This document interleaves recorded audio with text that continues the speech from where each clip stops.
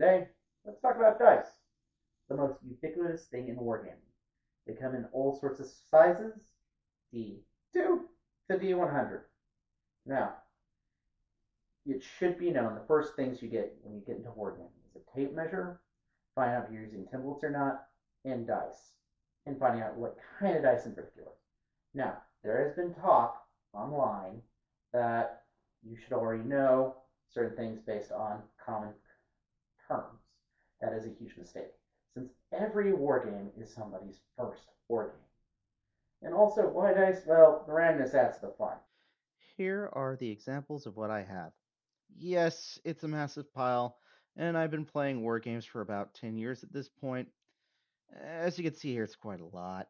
So, we're going to go break it down on what I use these dice for. Sometimes I use them to keep track of damage to vehicles or wounds to models, track spells, and some of these are even proprietary dice, or because I like the way they look. You may need a lot of them. Good rule of thumb is bring twice as many dice as you think you're going to need. Example, an Imperial Guard squad doubled up, you'll need 20 miniatures. Usually each model has a certain rule where it gets one tack on the shooting. Part of their shooting rule is half range of this model, you get 2 dice. So, the range is 24 inches. I know that half is 12. So instead of just 1 die per model, I get 2. But with the first rank, second rank order rule, I get 2 per model on the default, which is 24 inches, and 4 on half range. Now, because of the rapid fire rule, that which each guardsman has 1 die at full range and 2 at half. Add in first rank, second rank fire order, you get 2 dice at full range and 4 at half.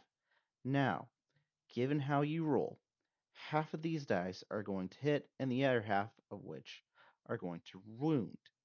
Even though it may not seem like a lot of hits and wounds, it's still a substantial number of dice being used. Another example I'm going to give is some companies have their own proprietary dice, which is shown here. Fantasy Flight has a habit of doing that.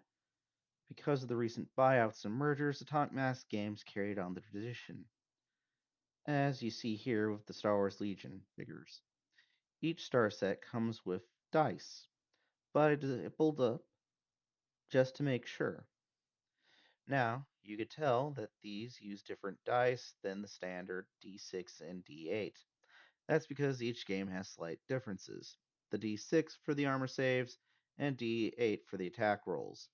Now, we don't need to get into that here on what's an armor save and whatnot, but you get the general idea in terms of gameplay. Now you could translate these out to regular die numbers, but for the sake of ease, I decided just to use the proprietary dice and only double up the amount I believe I needed. Now, as you can see here, I mostly use generic Chessex dice. I've gotten proprietary dice from game systems, D3 dice, which you could easily use a D6 for. I like using a D3 die, as well as faction dice. You don't need to get the factionalized dice, but I like getting them because I think they look cool. Now, as you can see here, it's a lot of dice over the years. Now, if you're going to like to play a game like Warhammer, I recommend buying a set of Chessex dice, or 3.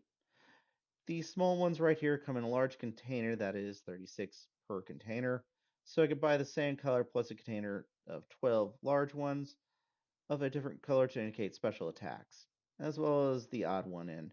For the maximum number of dice, I still need some money, a lot of it, but you don't have to buy brand name dice. You could buy used ones, or you could find used ones. This isn't sponsored by Chessex. I just have a lot of dice from them over the years. Now, another game I play is Dragon Rampant slash Xenos Rampant. This has a maximum number of dice set in at 12.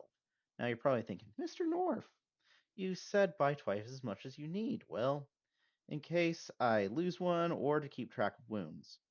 Because of the reduced number of models, I use half the dice for the models at the set. Now, I basically got 2 separate colors just in case I lose one, or to indicate certain rules as turn markers, or in case I forget my tokens. Now, another thing to know is tokens are handy.